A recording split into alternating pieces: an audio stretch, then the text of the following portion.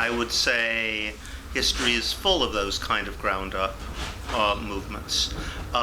Then they tend to be extraordinarily effective. Directly democratic movements, self-organized movements are often far more tactically effective.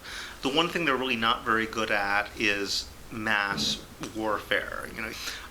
In terms of Occupy Wall Street, well, partly for that reason, when faced with this sort of creative horizontal resistance, governments try to change the subject and move the field of conflict over to one of pure violence as quickly as possible. So we've been facing really much higher levels of violent repression.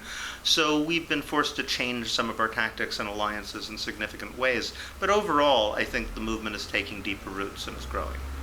So Occupy Wall Street is not over?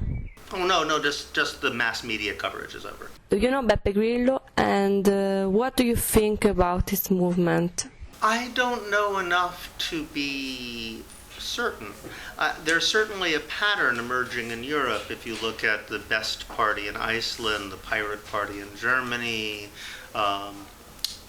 this movement in Italy, they all are experimenting with ways of both defying the logic of the existing representative system and introducing some kind of element of direct democracy. Every case received so much attention and grew so quickly is obviously significant. It shows that there's a desire to introduce directly accountable elements into the political system. What I'm not sure of is to what degree that's really possible.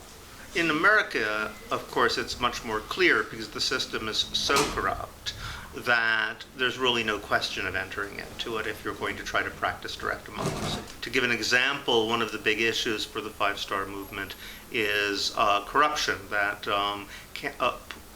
political office holders who have been tried for corruption on a certain level should not be able to hold office any longer. In America, one could not have such a demand because essentially they've changed the laws so that taking bribes is no longer illegal.